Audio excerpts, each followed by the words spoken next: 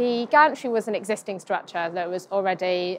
built when we started work on this project, so it's designed to be taken down after the games had been finished. We looked at the drawings from the original project and we looked at the size of all the different beams and columns and the pieces of bracing that were used to build the gantry, and we made an analytical model to assess the capacity of the structure and the way that it behaved. The gantry was designed for quite a small loading allowance, so that means it can't take a lot of weight on it. Part of the reason for that is because the front of the gantry cantilevers, so that means there's no columns underneath the front of the gantry, and that's because there's a lot of utilities and so on in the ground underneath there. So once we'd realised that the loading allowance is quite low, we looked at how we could apply different amounts of load in different parts of the gantry to